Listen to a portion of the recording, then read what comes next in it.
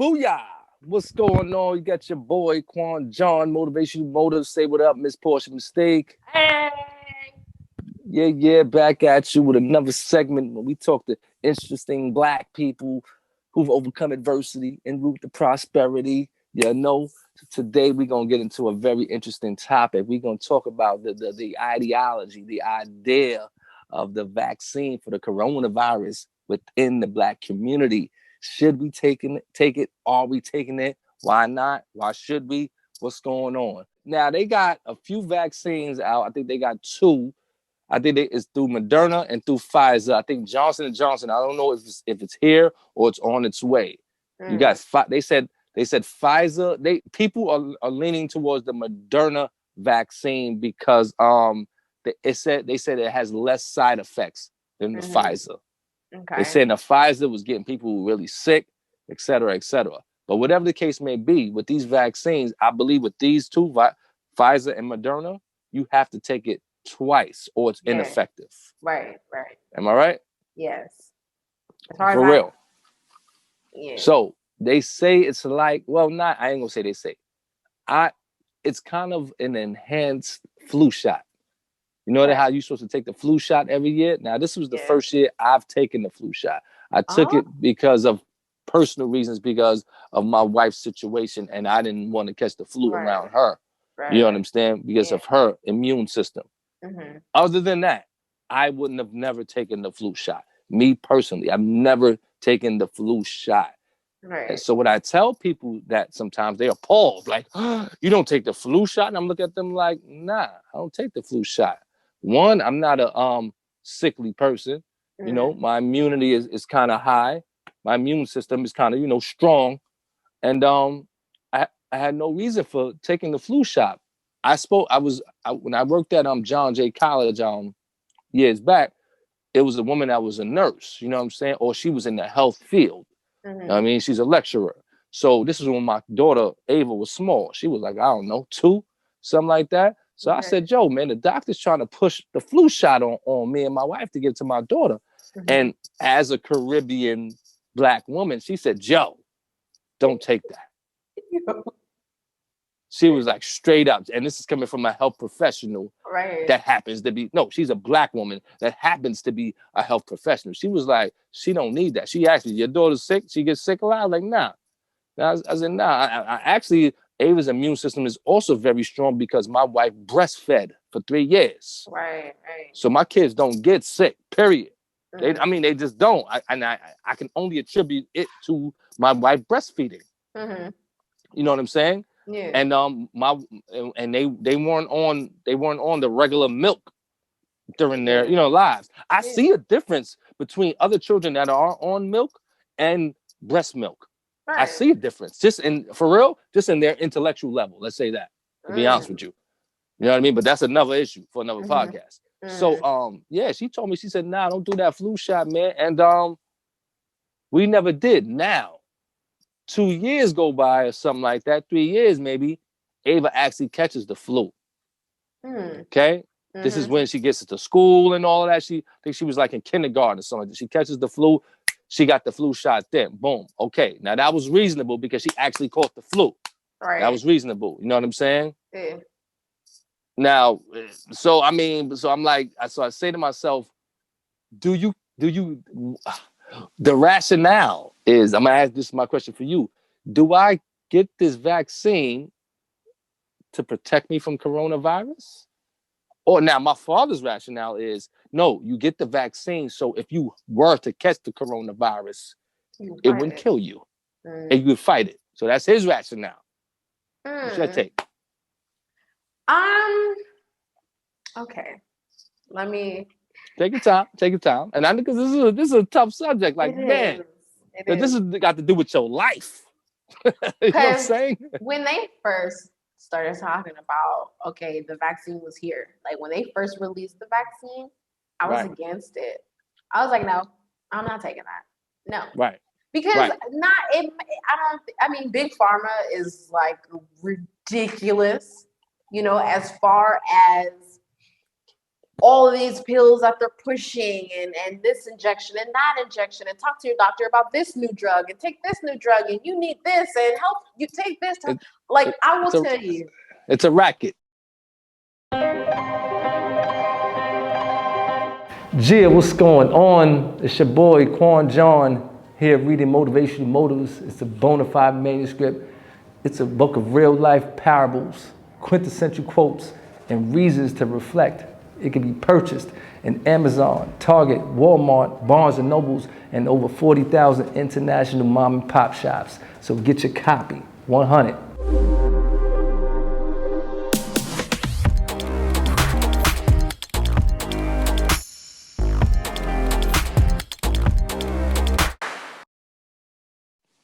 I did not realize how much we as Americans are pushed and influenced into taking drugs or things like that until I came to Nigeria.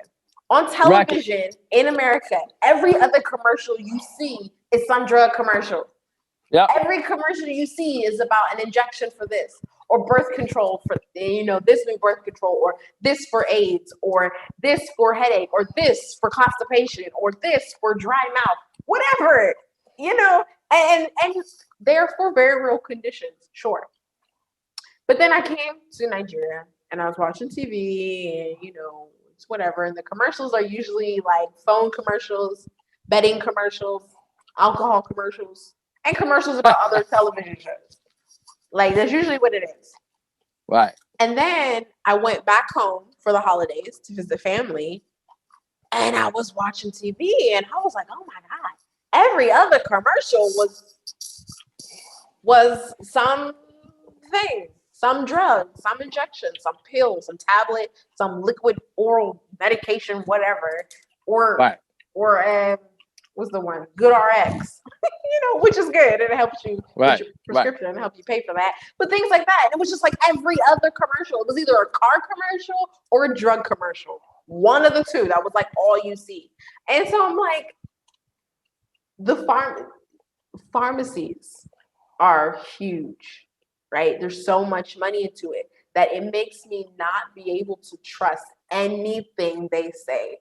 Right. There was this vaccine race on who was going to come out with the vaccine first. Was the race because they wanted to get it out there for us because COVID was running rampant and they want to save people? Or did they want to be the first company to get the vaccine out because whoever got that vaccine out first and found out that it was working, they were going to get the bulk of whatever profit was going to come from it.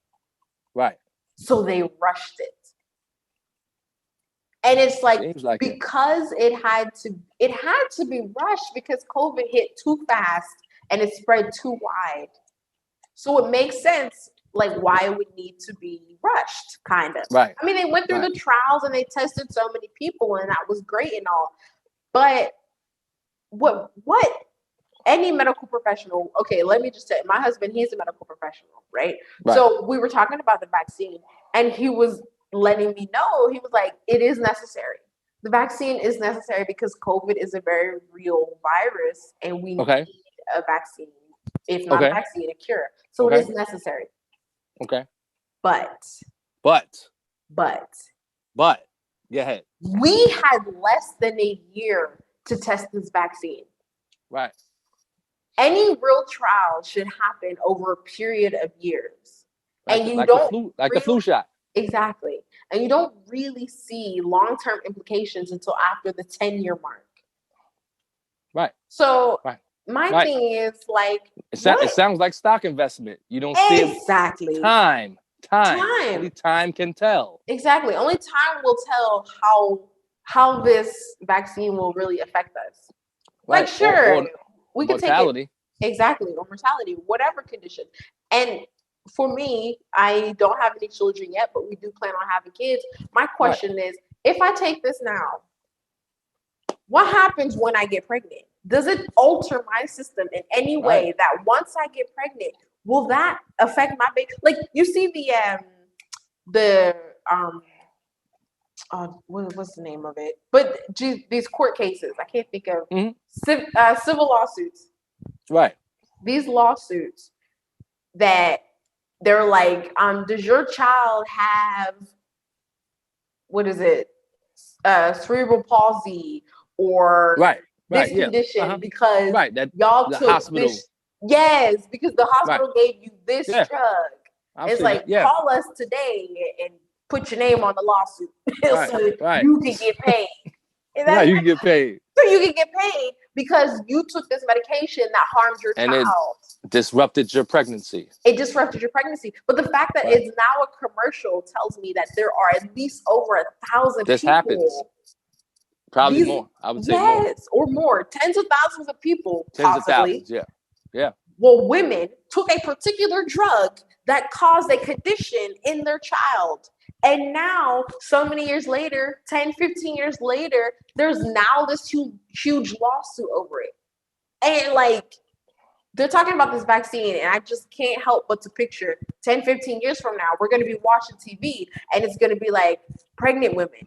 Did you take the Moderna vaccine? The Moderna vaccine during your pregnancy. During your pregnancy, and your child turned out to have deformities. Is it worth it? Is it worth it? No, it's not worth it to me. I'm sorry. I know a lot of people are dying because of it, but we've already proven those who have a relatively high immune system are able to kick the virus. You know what I mean? Exactly. I had a really close friend. She had the COVID. She had COVID, right? And she has pre-existing conditions. She kicked it. It. She's fine. Right. Yo, you said some powerful things. Well, the first thing that the children aspect of it, I hadn't thought about that. Me being a person that has two small children, you know what I mean? One of which, both of them will be of school age when September. Well, my daughter, my 3-year-old is gonna be 4, so she's going to school. Hopefully it's not open. I hope we start a remote, to be honest with you. But let's say it's not remote and they are going back to school in September. Do I give my little children, my little girls, my little babies that damn vaccine?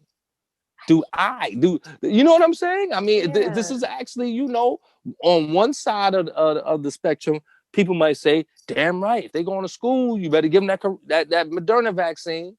On the other side, you say as a parent, damn, do I really give them this vaccine not knowing what the hell is in it? Should I take it first to see if something happened to me first? You know what I'm saying? Yeah. And it's like, you said something else about, it's crazy about, I had a student also when I was working in John Jay College. This student wasn't older, not even older, what I'm talking about. She was my age. We were the same age. I was in my 30s then. You understand? I was like into my mid to late 30s. Okay. I forgot her name. And she was from another country. But when I met her, this woman looked like an old, feeble woman. She looked very old and feeble. So I sat down with her. Very nice woman. You know what I'm saying? For real. Actually, her name was Anna. I'm going to throw it out there. Her name was Anna. Very nice woman. And I'm like, Anna, what's going on? And she was like, yeah, since I came to this country, it's like my health is deteriorating. Since I came here. And I'm like, at the time I'm kind of green and I'm kind of like, I'm not as Afrocentric as I am now. I'm like, really? You know what I mean? Okay, whatever. This is how she proved it to me or whatever. She didn't try to prove it, but one day she came in the office. She said, you know what? I'm going to be, I'm going to take a leave of absence from school and I'll be gone for like maybe a year. I said, okay. So she left. Oh. I don't know where she was from. It was from a Spanish-speaking country. Okay. When she came back, she had no crutches, no cane, no limp, and her face was as bright as the sun. And I said, Anna, what happened to you? It's kind of crazy. You ask somebody that looks good, what happened to you? That's what I asked her. What happened to you? She said, my country. Period. She said, I didn't take any medication over there. Natural supplements. Being in the environment, the sun, the food. You want to know something, Portia? 6 months later, Anna was back with that crutch when she was over here in America. She wasn't. This is on my kid's life. Wow. So this is truth. This is truth. Yeah. And when I seen her, she said, I told you, man. Because when she's over here, she goes back to the eating the way we eat. She goes back to the medication. She goes back to the stress of America. You understand? Yeah. I swear to you, I seen this with my own eyes, and that's when I started thinking like, damn, this America in itself, it's its own virus. It is. That makes sense? It is. Go ahead. Go ahead. No, go ahead. I was looking at a podcast.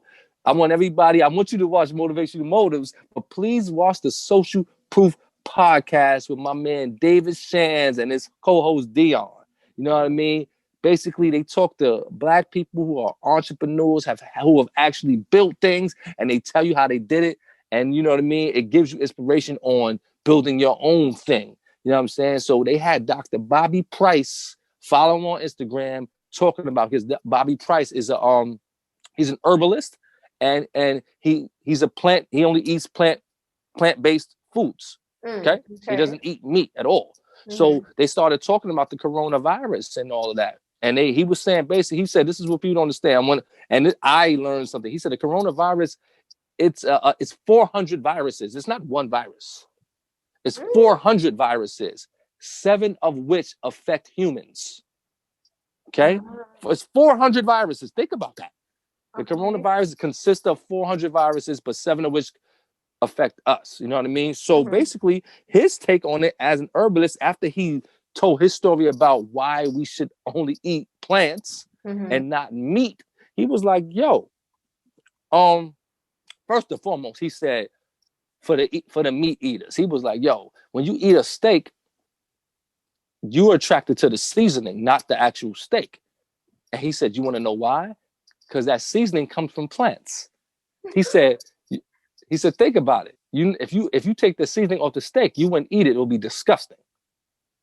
Put the seasoning on there, which comes from plants. You tearing it up. You know what I'm saying? So he said that's one thing. He said number 2, if most people were plant-based and they were plant eaters, they would have the strength to fight off this coronavirus itself. Right. You know what I'm saying? Yeah. They would have the strength to fight off this virus itself, with or without the vaccine. And I don't know what his take was on taking the vaccine. You know what I'm saying? I forgot that part. But he was saying, basically, if you are taking care of thyself before it like you said, it decreases the strength of the virus in your body. You know what I'm saying? And your body will fight it off. That's if you're eating well, you're exercising, you have a low level of stress. So that was basically, it's crazy. It made me start thinking about, how I eat. So basically all this is connected. You understand? Yeah. You know what I mean? And as you said, people with the coexisting, ailments and the elderly definitely should take it. However, he said that he has traveled the world, and he said there are communities in the world they're called blue communities. Blue communities are communities of people that live to 100 and better without any ailments. Why? Because they eat plants and no meat. He said they still ride bikes, they still garden, they still have all their teeth, and they die in their sleep. They don't die from sickness. Right.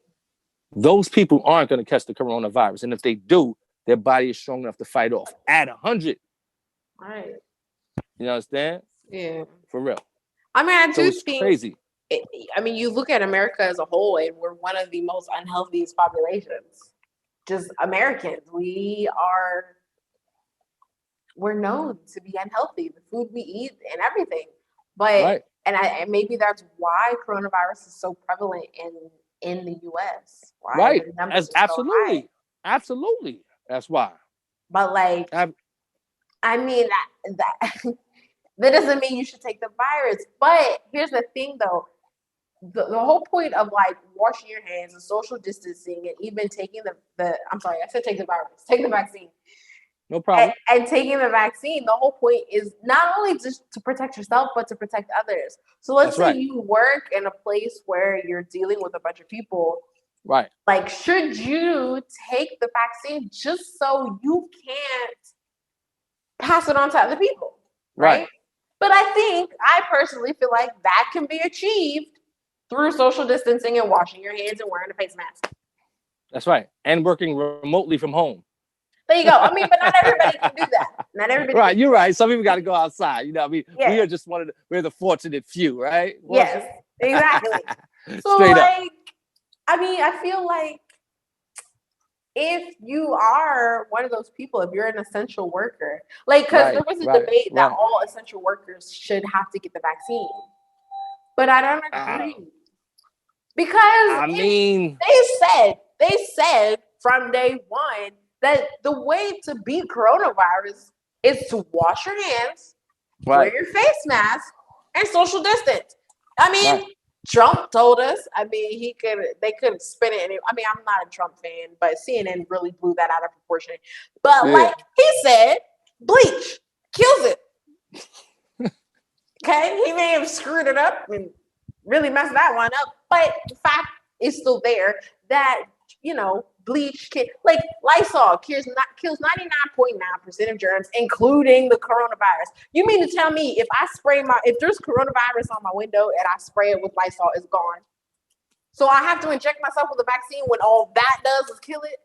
Then that means if I'm washing my hands, covering my face, and keeping away from people, I can maintain it. The only issue is that Americans, and I'm sorry, not even just Americans, humans don't listen. We don't listen. Right. We do whatever we want to do when we want to do it, and so until it affects us. Exactly. And so we just kept doing wrong and not doing what we're supposed to, and so it spread. So the vaccine is a way to control the stupidity of us, our own stupidity. That's what it is. But I don't say that one more time. Repeat that last part. What you said? Say that one more time. I feel like the vaccine is just a way to control our stupidity. Elaborate. Because if we were doing what we were supposed to with social distancing, washing our hands, and wearing our face masks, we could have nipped coronavirus in the bud. Maybe, possibly. At least it wouldn't have gotten as big as it did. There wouldn't have been so many surges, right? Like, eventually, it's going to die out.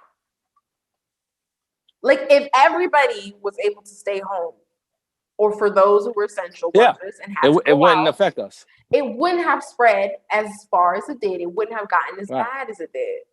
But these surges came because people were still going to the beach, because people were still traveling, because we were doing this and doing that. That's why the surges happened. But if we were able to control it, and I'm talking about everybody on the planet, let's just say, I'm sorry, I'm gonna get real nerdy, but like, okay, Star Trek is my thing. This is a nerdy podcast. Go ahead. Okay, so Star Trek is my thing, right? So I just imagine if we were the Borg. Okay, the Borg is a species, if you want to call it. They are all of the same mind. They're individuals, but they are all tapped into the same source of information. So they all receive the same information, and so they do everything the same. They think the same, they move the same, everything. They are different individuals, but they all work together. So let's say every human on planet, we were the Borg, right? And we were all doing what we were supposed to do. We all received the same information and followed the instructions that we were given.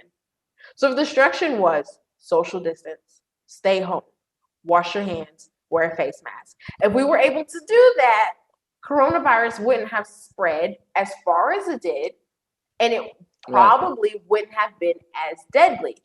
And eventually it would die out because, as you know, a virus needs a host. If we stay home, let's say we contract it, we stay home, the virus dies within us, it's unable to jump to another host. Therefore, it cannot spread. It cannot replicate. It died. It's dead. So if we did that and we let the virus die on its own, there would be no need for a vaccine. But the vaccine is out there because we were being stupid and we went out and we didn't follow the directive. You know, we had freaking anti-face maskers protesting, talking about, I can't breathe. When George Floyd literally couldn't breathe and he died. So these people think, I can't breathe was, I can't wear the face mask. We got some knuckleheads out there. We got some knuckleheads out there that they are anti-face maskers. I know a few of them, and I think these people are They're ignoramus. Look that word up. This is a nerdy podcast, like we said. They're ignoramus. Like that one white girl. Oh, she made me so mad. That one white girl that wore her burqa, she wore a freaking burqa because she didn't want to wear a face mask. Like the whole Indian, you know, where she wore she called Corona. Show the whole. She called Corona. Yeah, no, I don't know. She should, but I don't know if she did. She was like she's a white woman who wore the actual full burqa. I'm talking the full Indian outfit. It was pink and it was actually very pretty. And she wore the whole thing. And then including the face covering, you know, it goes over the woman's face.